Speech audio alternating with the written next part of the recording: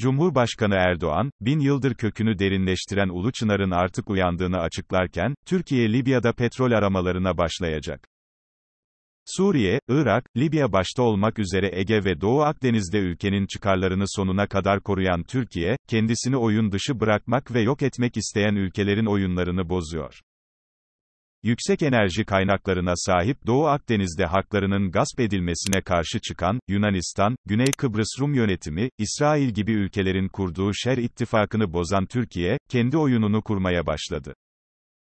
Cumhurbaşkanı Erdoğan, Türkiye'siz Akdeniz ve Ege planları yapan ülkeleri sert bir dille uyardı. Erdoğan, dengelerini altüst etmeye alışanlar kendi sonlarını hazırlar. Bu topraklarda 1000 yıldır kökünü derinleştiren Ulu Çınar artık uyanmıştır. Karşımızda diklenenler kabuktan ibaret kütük gibidir dedi.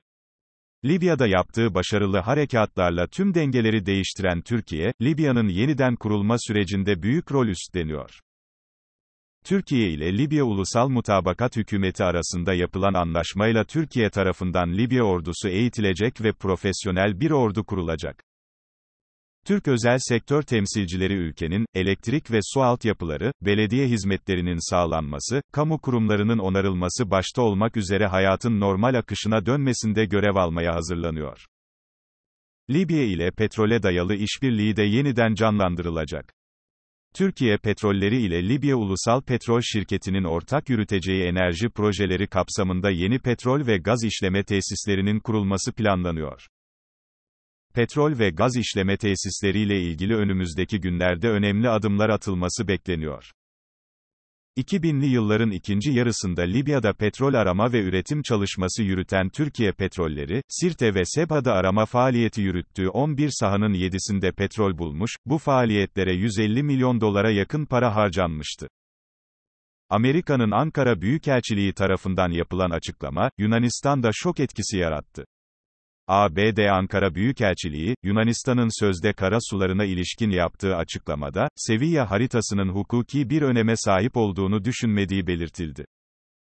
ABD'nin prensip gereği diğer devletlerin deniz yetki alanları ile ilgili ihtilaflarda herhangi bir pozisyon almadığı kaydedilen açıklamada, Sevilla haritasının hukuki statüsü hususunda, Amerika Birleşik Devletleri, Sevilla haritasının hukuki bir öneme sahip olduğunu düşünmemektedir, dedi.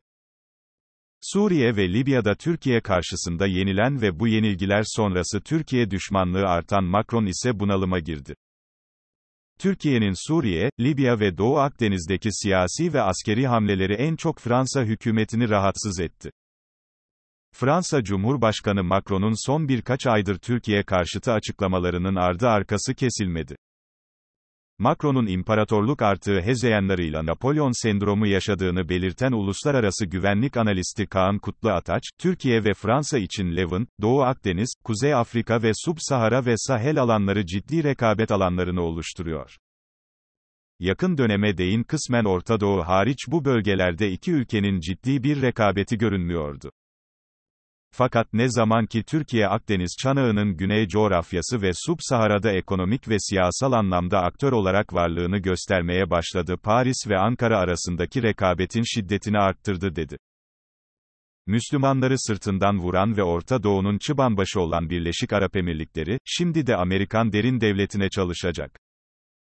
Birleşik Arap Emirlikleri Veliaht Prensi Muhammed Bin Zayed'in ABD Başkanı Donald Trump'la ilişkisini minimuma indirerek, ABD derin devleti ile ilişkilerini geliştirmek yoluna gideceği iddia edildi. Birleşik Arap Emirlikleri merkezli New College adlı internet sitesinin, istihbarat haberleri konusunda uzman Tactical Report'a dayandırdığı habere göre Muhammed Bin Zayed, Trump'la ilişkilerini geri plana atacak. Bin Zayed'in bu çerçevede Yemen'in güneyinde ve stratejik Sokotra adası dahil olmak üzere Pentagon ve bazı Amerikan finans kuruluşlarıyla ekonomik ve askeri projeler üzerinde çalıştığı belirtildi.